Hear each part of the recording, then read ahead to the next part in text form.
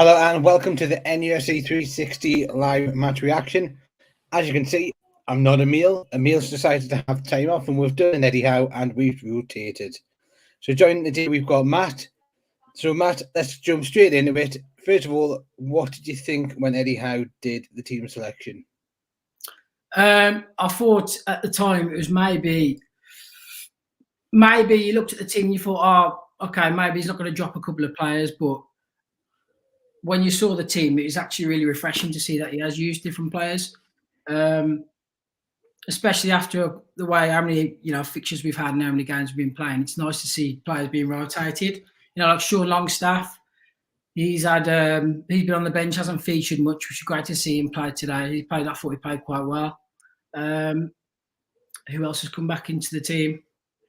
Well, there's one man that stayed in the side, and it was this man here. And to be honest, he had to stay in the side, didn't he? When you're thinking of it. Now, what we're going to do is we've actually got someone on the occasion who's actually been to the Norwich game. So we're going to bring him in and we're going to get him watching it. So here we are. We have got Chris. So Chris, you were live. Well, you were at the game. Yeah, we weren't. What was your thoughts on it? Because from us, I think the first half started pretty poorly from Newcastle. Yeah, I think it did, particularly the first kind of 15, 20 minutes. I mean, Norwich didn't offer a lot, but I thought we definitely were relaxed, if not necessarily on the beach. But, that said, if we look at it with kind of an hour, 2 hours, 90 minutes down the line, I don't think we really had to get out of second gear. I thought it was a good performance after the kind of first 20 minutes or so, professional, all the cliches. But yeah, it was. I mean, Norwich are down. I thought they would offer more than they did, but I thought we coped with the very little it did offer pretty well. But yeah, 3-0, it probably should have been more. But obviously leaving some in the tank for the games that you've got ahead against much better opposition. So yeah, 3-0 is no bad result, especially given the fact that last time I was here we lost 3-1 and it could have been 5 and it felt like 5. So yeah, very, very happy. Well, Chris, Alex has asked a question there, and it's, where does that away end atmosphere rank for you? Yeah, it was good. It was a good away end. It was really positive. Obviously, Norwich are as good as down, and there were some songs with that in mind. But I thought that one was an expletive in which we can't probably see on here.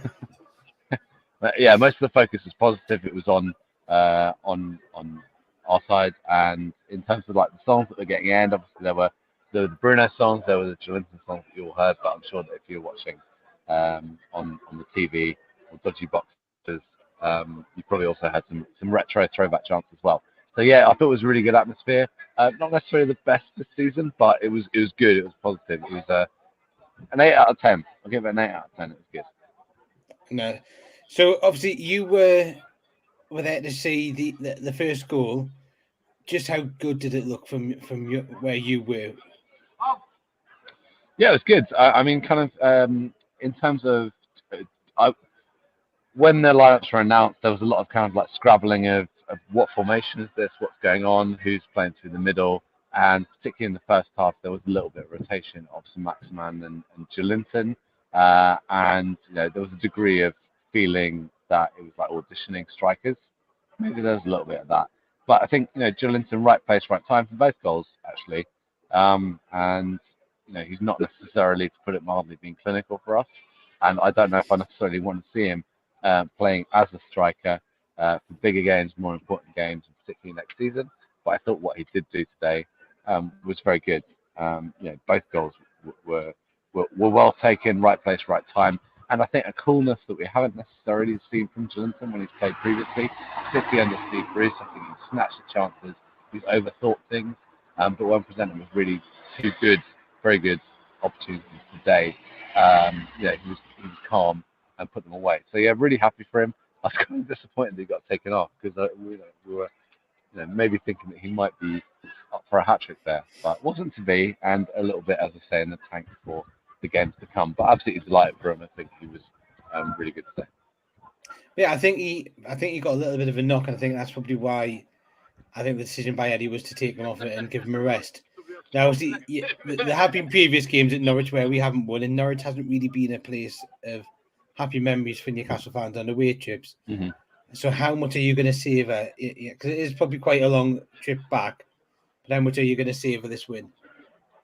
Yeah, I live down in London, so even so, you know, it's 2 hours for me, and if you're going up to Newcastle, it's a lot further. Obviously, the drive is, what, five hours. If you're going back by a train, you have to go via London or Peterborough. It's a long trip in any case, and also we haven't won there since 1994, so it's been a long time coming, and it was really emphatic. So yeah, I'm going to enjoy it. I mean, Norwich are a really bad side. There's a good reason why they're going down, but I've been here enough at Carrow Road and experienced some really bad results, bad performances, really kind of dodgy moments. Carl Darlow's air slice in the Championship is one that has seared itself on my retina, but then also, as I said, 3-1. So yeah, I think this is my third or fourth time here, and yeah, it's the first time we've come away with a win, and the first time I think in a long time we've had a really good performance.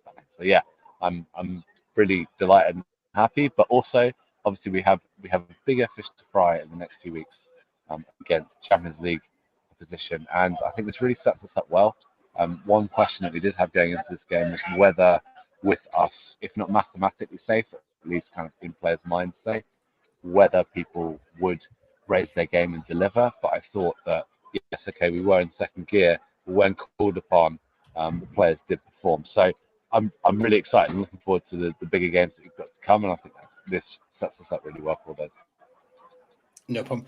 Well, what we'll do is we'll let you go, because yeah, it's probably been quite an emotional 90 minutes in there. Quite a few chants, maybe a few drinks being drank there. But what we'll do is we'll let you get yourself away back home to London there, and probably have a few drinks on your way back to London as well, I think. Excellent. Thanks very much. No problem then. See ya. Right. Now, obviously getting back to the one thing which I think we need to look at and think of, especially when we're looking at the things there, and obviously you mentioned it, the record at Norwich, is this man and how much he has changed the fortunes of Newcastle. When you think of it, yeah, our record against Leicester City at home was appalling. We hadn't beaten Brighton at home. We now haven't. Yeah. There's games there where you're looking at it and you're going, really, yeah, like no team who hasn't won after 14 games has stayed up.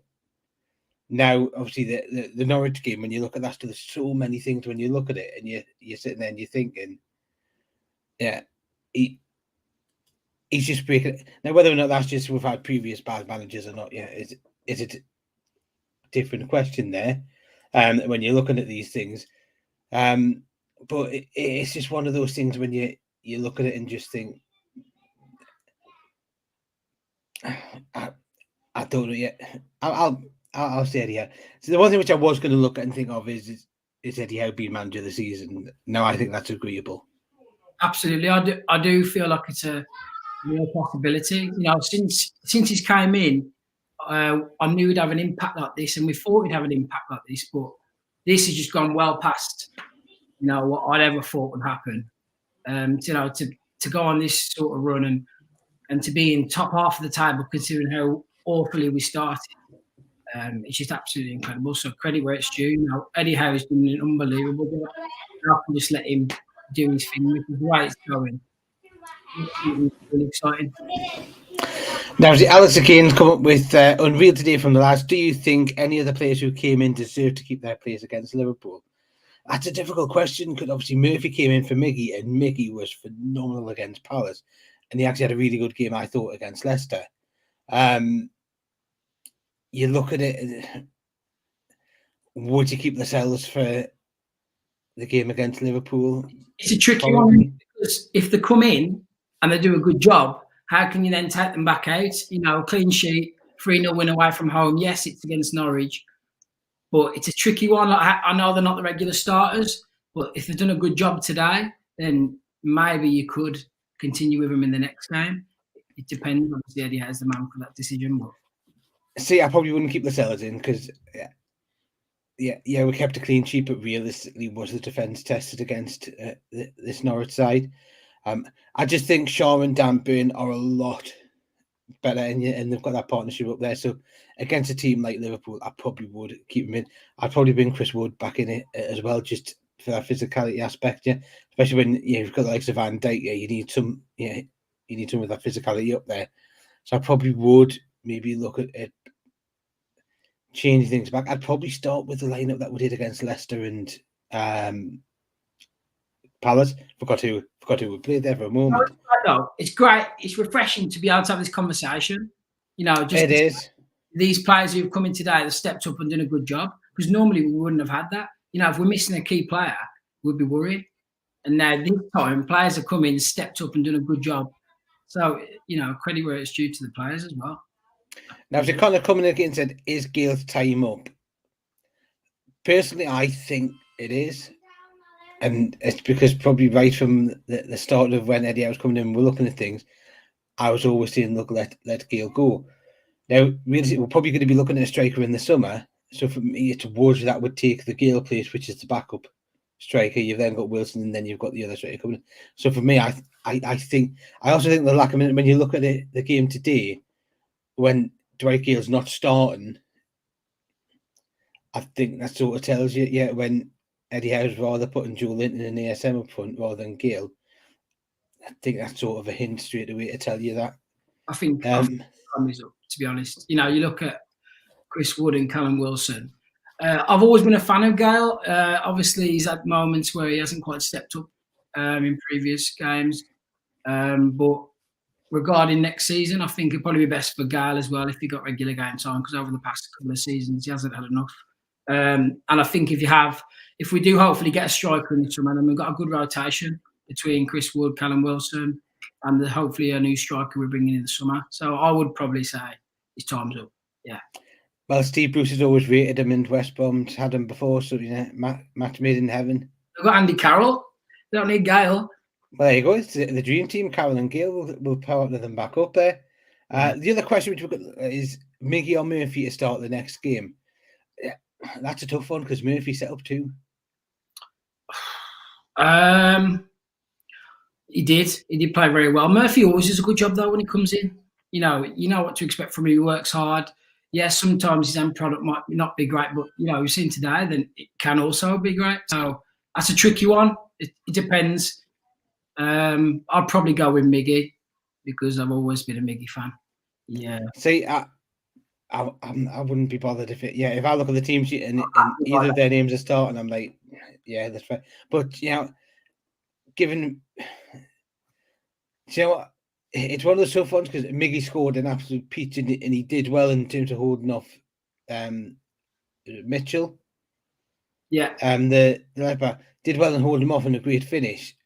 But then you look at Jacob Murphy putting 2 balls in, so 2 assists, and so you're sort of like going, ooh. Well, he's more of a natural winger, so obviously it depends how he plays. If he plays like he did today, then you'd have thought Murphy is a more suited natural right winger than Miggy is. But Miggy played really well, didn't he, against Crystal Palace? It shows he can. I also think Miggy is likely to be playing the next game against Andy Robertson. So yeah, for me, I'd probably start Murphy because I just think Murphy's got that little bit more about him on that one. And Sarah Laura, where do you realistically want to finish next season? Do you know what?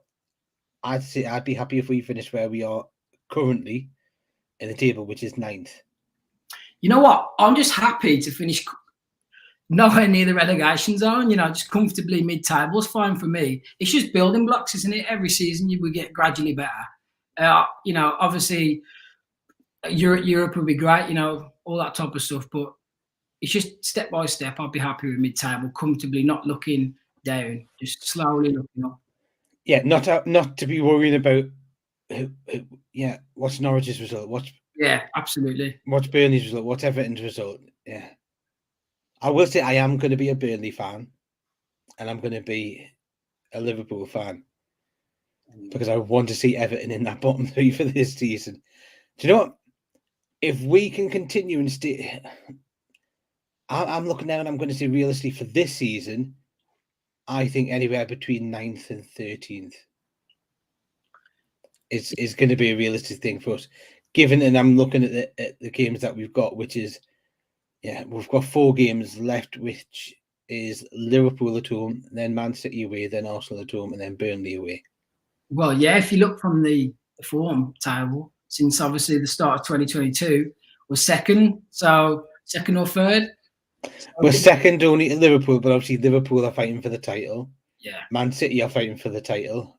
Arsenal are fighting for 4th, and Burnley could still be fighting for relegation at that point. So they're all tough games coming up, but I think we've got ourselves in the position now we can lose all those 4 games and we're still going to be comfortable. Yeah, absolutely. I'm more than happy now. We're safe for next season. That was the main target. Now, here's a question for you. Did you think Bruno would have as many goals as he does now?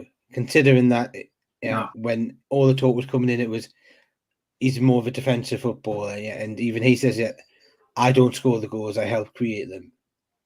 No, now he's on 4 goals, I think, in a matter of games.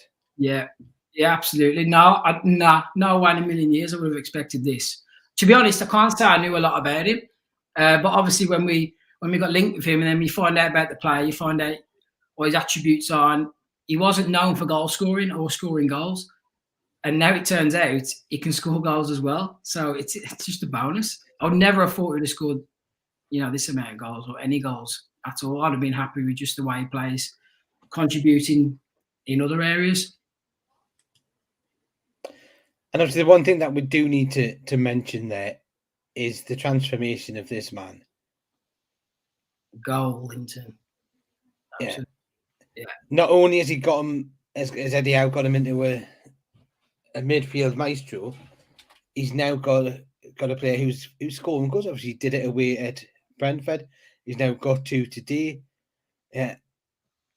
He's becoming that all-rounded midfielder now. He can tackle, he's got the strength to do that. Yeah. At the moment, would you say he's player of the season? You know what? He's definitely the most improved, isn't he? He's absolutely, he's just been absolutely brilliant. It's such a great feeling to know a player who was struggling, being out of position and playing under certain managers. A new manager's coming, Eddie Howe, to put his arm around his shoulder, and he just said, right, I believe in you, I've got faith in you. And the way he's transformed himself this season, it's just been incredible. He's obviously been playing really well in midfield, and we know that's his position now.